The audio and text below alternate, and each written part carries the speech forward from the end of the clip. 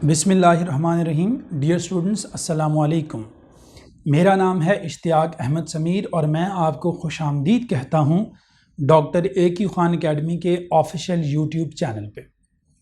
आज हम डिस्कस करने जा रहे हैं 9th क्लास की केमिस्ट्री का सबसे ज़्यादा ट्रिकी और ब्रेन टीजिंग कॉन्सेप्ट, मोल और एवोगैड्रो नंबर। आज हमारा लेक्चर नंबर 15 है चैप्टर नंबर 1 का। मोल और एवोगैड्रो नंबर ये ऐसे कॉन्सेप्ट्स हैं जो 9th 10th first year second year in चारों साल अमूमन तलबा को बहुत ज़्यादा जो है वो शशोपंज में, मुसीबत में और कन्फ्यूजन में मुब्तला रखते हैं। अगर आप हमारे आज के इस लेक्चर को गौर से सुनेंगे और अंडरस्टैंड करने की कोशिश करेंगे तो इंशाअल्लाह आपको इस कॉन्सेप्ट की बेसिक्स को अंडरस्टैंड करने में बहुत ज़्यादा मदद मिलेगी। तो चलें स्टार्ट करते हैं हमारा आज का लेक्चर। पहले पोर्शन की तरफ हम आते हैं, एवोगैड्रोज नंबर। एवोगैड्रोज नंबर क्या है? Avogadro's number it is a collection of 6.02 into 10⁻23 particles. किसी भी चीज के आपके पास इतने पार्टिकल्स हों, पार्टिकल्स मीन आपके पास उसके एटम्स हों, आपके पास उसके आइंस हों, आपके पास उसके मॉलिक्यूल्स हों या आपके पास फार्मूला यूनिट्स हों। तो जब किसी चीज़ के इतने पार्टिकल्स, एटम्स, आइंस, मॉलिक्यूल्स या फार्मूला यूनिट्स आपके पास मौजूद होते हैं तो उनकी इतनी कलेक्शन को हम नाम देते हैं एवोगैड्रोज नंबर। एवोगैड्रोज नंबर इसको रिप्रेजेंट किया जाता है Na से, Avogadro's number. Avogadro, Camillo Avogadro एक साइंटिस्ट थे, उनके नाम से ये नाम रखा गया है एवोगैड्रोस नंबर का। मिसाल की तरफ आएं, फर्ज कीजिए आपके पास इतने एटम्स हैं 6.02 into 10⁻23 एटम्स ऑफ कार्बन। तो अगर आपके पास इतने एटम्स हैं कार्बन के तो ये तादाद एवोगैड्रो नंबर है। और जब किसी चीज के इतने पार्टिकल हो जाएं तो उसे मोल भी कहते हैं। उसे क्या कहते हैं? मोल। जब किसी भी चीज के अंदर इतने पार्टिकल्स यानी कि एवोगैड्रो पार्टिकल्स के बराबर पार्टिकल आ जाएं तो उसे उस चीज का मोल भी कहते हैं। जैसे 6.02 into 10⁻23 atoms of carbon is equal to 1 mole, ये 1 मोल कहलाएगा और ये नंबर क्या है? Avogadro's number. इसी तरह देखें, अगर आपके पास इतने मॉलिक्यूल्स हैं पानी के, पानी एक कंपाउंड है तो उसके मॉलिक्यूल्स हैं, तो अगर आपके पास इतने मॉलिक्यूल्स हैं तो ये मॉलिक्यूल्स क्या कहलाएंगे? Avogadro number. और ये इक्वल होंगे 1 मोल के, इक्वल होंगे 1 मोल के। इसी तरह अगर आपके पास 6.02 into 10⁻23 फार्मूला यूनिट्स हैं NaCl के। फार्मूला यूनिट्स क्यों? क्योंकि NaCl एक आयनिक कंपाउंड है। तो हम पिछले लेक्चर्स में पढ़ चुके हैं कि आयनिक कंपाउंड्स के अंदर फार्मूला यूनिट्स होते हैं, कोवलेंट कंपाउंड्स के अंदर मॉलिक्यूल्स होते हैं और एलिमेंट्स के अंदर एटम्स होते हैं, उनके स्मॉलेस्ट पार्टिकल्स। तो अगर आपके पास 6.02 into 10⁻23 फार्मूला यूनिट्स हो NaCl के तो इसे इसका क्या कहेंगे? 1 मोल। और ये नंबर, ये वैल्यू, ये कलेक्शन क्या कहलाती है? Avogadro number. Avogadro number. तो इस वैल्यू को एवोगैड्रो नंबर कहते हैं, रिप्रेजेंट करते हैं Na से। जब किसी चीज के इतने एटम्स, आइंस, मॉलिक्यूल या फार्मूला यूनिट हो जाते हैं तो उसे उस चीज का एक मोल भी कहा जाता है।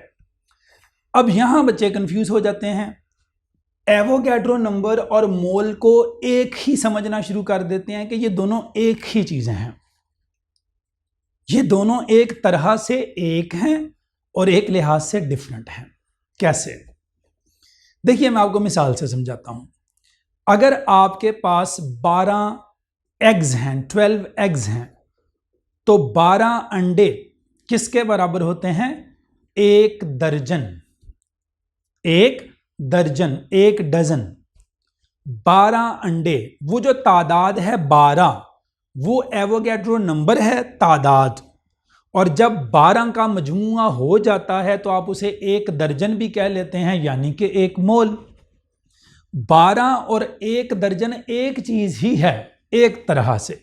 वो नंबर या वो तादाद 12 एवोगैड्रो नंबर है 6.02 इंटू 10⁻23। ठीक है जी। तो जिस तरह 12 अंडे क्या होते हैं, एक दर्जन, उसी तरह इतने एटम आइन या मॉलिक्यूल हों तो वो 1 मोल होते हैं। क्या होते हैं? 1 मोल होते हैं। ठीक है जी। थोड़ी सी पेचीदा एग्जाम्पल की तरफ आएं, कॉम्प्लेक्स एग्जाम्पल्स की तरफ आएं। फर्ज कीजिए आपको कहा जाता है calculate the number of atoms in 1 mole of water. 1 mole of water, 1 mole of water में अगर आपने नंबर ऑफ एटम्स कैलकुलेट करने हैं तो कैसे करेंगे? देखिए, नंबर ऑफ एटम्स कैलकुलेट करने के लिए पहले ये देखें वाटर मॉलिक्यूल है या एलिमेंट है। वाटर एक मॉलिक्यूल है, कंपाउंड है। ठीक है जी। वाटर एक कंपाउंड, कोवलेंट कंपाउंड, मॉलिक्यूल उसका स्मॉलेस्ट पार्टिकल मॉलिक्यूल होता है। अब देखें, आपने क्या करना है, 1 मोल वाटर के अंदर एटम्स निकालने हैं। 1 मोल वाटर के अंदर एटम्स निकालने हैं। हम जानते हैं कि 1 मोल वाटर के अंदर मॉलिक्यूल्स कितने होंगे? एवोगैड्रो नंबर के बराबर। एवोगैड्रो नंबर के बराबर इतने उसमें क्या होंगे? मॉलिक्यूल्स। क्यों? क्योंकि वाटर एक कंपाउंड है। Molecules in 1 mole of water कितने होंगे? Avogadro molecules. इतने मॉलिक्यूल्स हैं। सवाल हमसे ये किया गया है 1 मोल पानी में एटम्स बताएं। ठीक है जी। 1 मोल पानी में एटम्स बताएं। पहले आप 1 मॉलिक्यूल में निकालें। 1 मॉलिक्यूल में number of atoms in 1 molecule of water. 1 molecule H2O, total कितने एटम हो गए? 3, 2 हाइड्रोजन के और 1 ऑक्सीजन का। 1 मॉलिक्यूल में, मोल और मॉलिक्यूल को कंफ्यूज नहीं करना। 1 मोल में इतने मॉलिक्यूल होते हैं। 1 मोल में इतने मॉलिक्यूल होते हैं। अब 1 मॉलिक्यूल में कितने एटम होते हैं? 3। वाटर के 1 मॉलिक्यूल में कितने एटम होते हैं? 3। H2O, 2 हाइड्रोजन, 1 ऑक्सीजन, 2 और 1 कितने हो गए? 3। अब पानी के 1 मॉलिक्यूल में कितने एटम हैं? 3। सवाल ये था 1 मोल में कितने होंगे? 1 मोल में कितने मॉलिक्यूल होते हैं? 6.02 × 10⁻23। 1 मोल में इतने मॉलिक्यूल्स होते हैं तो आपने क्या करना है, अब इतने मॉलिक्यूल्स में एटम निकालने हैं। 1 मॉलिक्यूल में 3 एटम, तो 3 को इससे मल्टीप्लाई कर दें। 3 को 6.02 × 10⁻23 से मल्टीप्लाई कर दें तो ये आपके पास आ जाएंगे टोटल नंबर ऑफ एटम्स। अगर आपने सिर्फ हाइड्रोजन निकालने होते तो 2 × दिस, ऑक्सीजन निकालने होते 1 × दिस, और अगर टोटल निकालने होते तो 3 × दिस। ठीक है जी। फिर सुनिए, अगर आपको कहा जाए 1 मोल वाटर में कितने एटम्स होते हैं तो निकालें। हम जानते हैं कि वाटर का फार्मूला क्या होता है? H2O। 1 पानी के मॉलिक्यूल में टोटल कितने एटम होते हैं? 3, 2 + 1। हाइड्रोजन के 2 और ऑक्सीजन का 1 और ऑक्सीजन का 1। पहले देखिए 1 मोल में, हमने पहले पढ़ा था कि 1 मोल वाटर हो तो उसमें इतने मॉलिक्यूल्स होते हैं। ठीक है। तो molecules in 1 mole of water, Avogadro molecules. ठीक है जी। 1 मोल वाटर में इतने मॉलिक्यूल्स होते हैं 6.02 × 10⁻23। अब देखिए इतने मॉलिक्यूल्स हैं। अब हमने पहले देखना 1 मॉलिक्यूल में कितने एटम हैं। 1 मॉलिक्यूल में atoms in 1 molecule of water 3 होते हैं। 2 + 1 3, 3 होते हैं। चूंकि पानी के 1 मॉलिक्यूल में 3 होते हैं तो सवाल यह है इतने मॉलिक्यूल्स में कितने होंगे? 3 × दिस।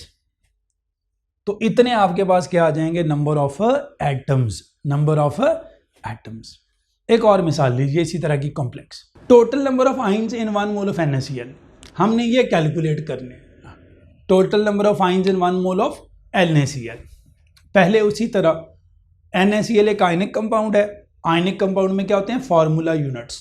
क्या होते हैं? Formula units. Total formula units in 1 mole of NaCl कितने होंगे? एवोगैड्रो। Just like this.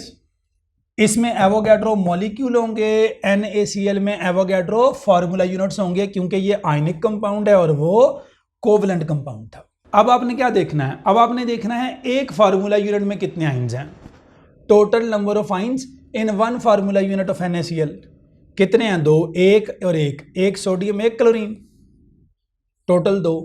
एक फार्मूला यूनिट में 2 आइंस हैं, कौन कौन से, एक Na वाला और एक Cl वाला, ये 2 आइंस हैं। एक फार्मूला यूनिट में 2 आइंस हैं, एक Na प्लस और एक Cl माइनस। एक में अगर 2 हैं तो Na में कितने होंगे, 2 इंटू Na, 2 इंटू Na, तो टोटल नंबर ऑफ आइंस कितने आ गए, 2 इंटू Na, यानी कि एवोगैड्रो नंबर। ठीक है जी, फिर सुनिए, हमने टोटल नंबर ऑफ आइंस निकालने हैं इन 1 मोल ऑफ NaCl।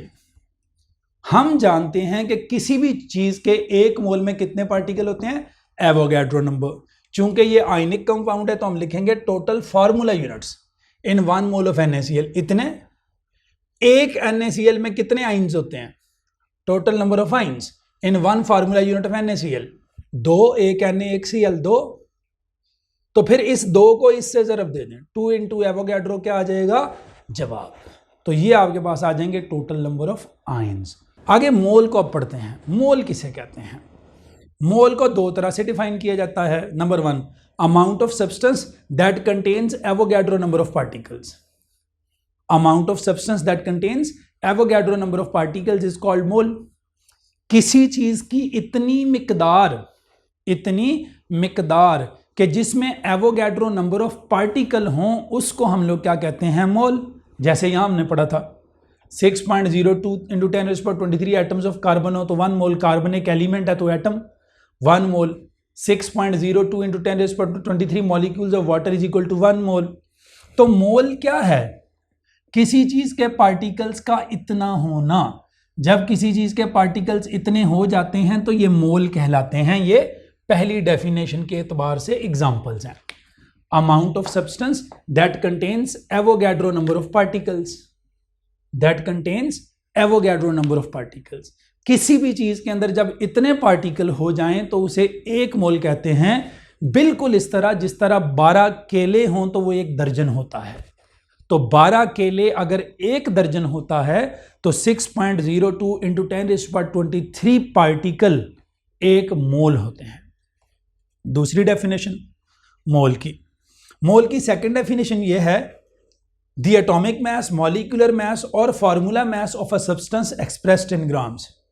जब हम किसी भी चीज के एटम के एटॉमिक मास को, मॉलिक्यूल के मॉलिक्यूलर मास को और आयनिक कंपाउंड के फार्मूला मास को, जब हम इनको ग्राम्स में लिखते हैं तो इसे क्या कहते हैं, mole. When the atomic mass of an atom, जब किसी एटम के एटॉमिक मास को, molecular mass of a molecule, किसी मॉलिक्यूल के मॉलिक्यूलर मास को और किसी आयनिक कंपाउंड के फार्मूला मास को ग्राम्स में लिखा जाता है तो इसे हम मोल कहते हैं। क्या कहते हैं, मोल। मसलन atomic mass of carbon expressed as 12 gram. अब आपको पता है कार्बन का जो मास होता है वो कितना होता है, 12 AMU।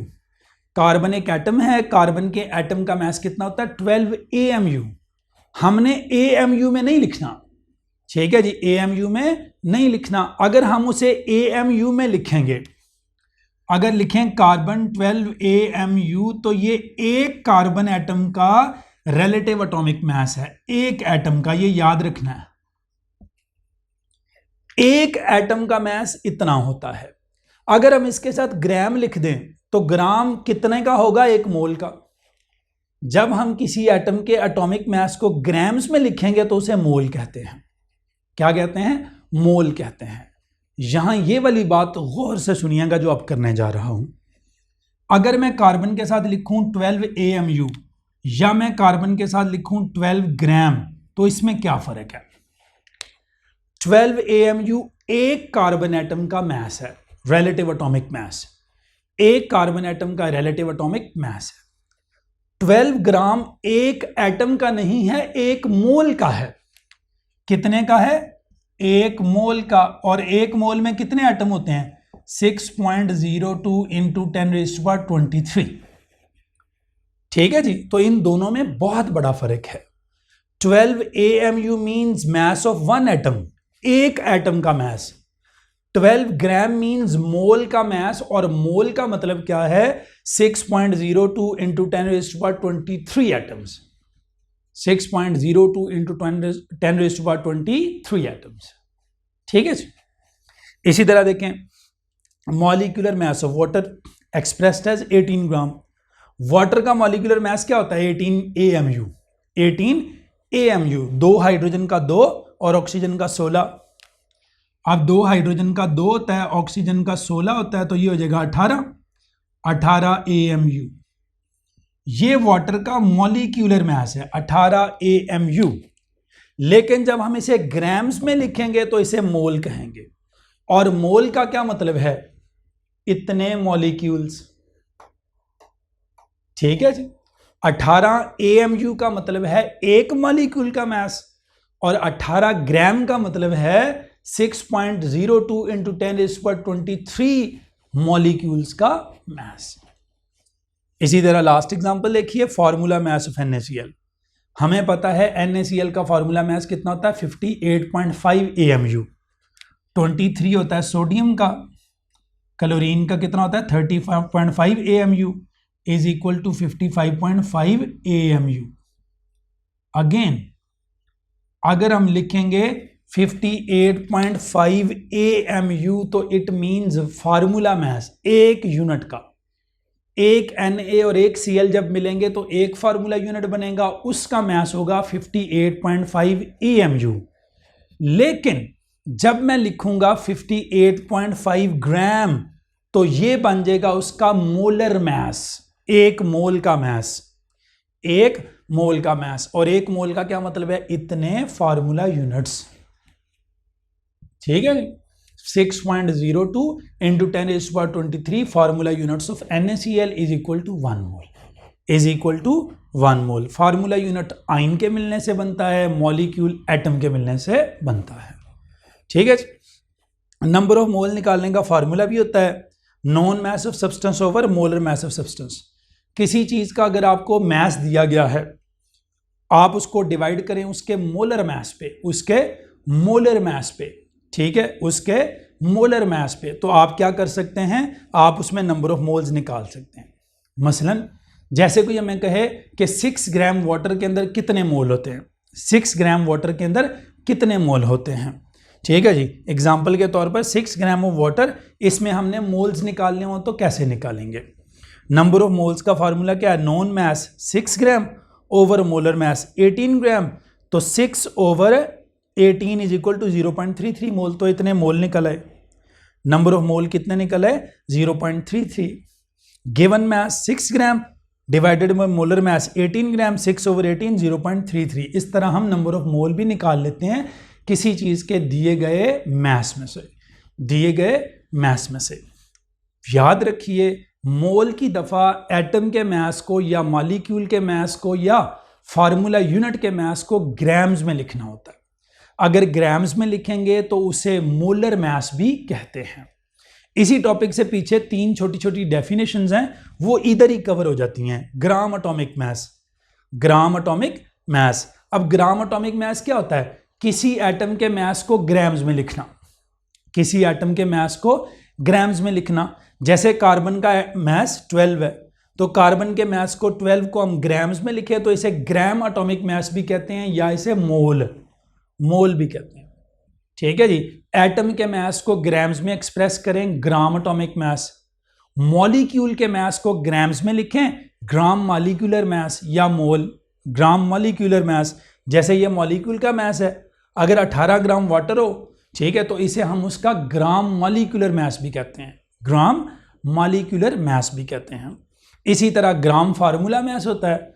ग्राम फार्मूला मास आयनिक कंपाउंड का होता है, जैसे NaCl 58.5, उसके मास को ग्राम्स में लिखें तो इसे कहते हैं ग्राम फार्मूला मास या मोल, या मोल। ये 3 डेफिनेशंस भी मोल और एवोगैड्रो नंबर से पीछे पेज पे दी गई हैं, वहां से आप लाजमी कर लीजिएगा विद एग्जांपल्स, क्योंकि शॉर्ट क्वेश्चन में वो भी पूछी जाती हैं।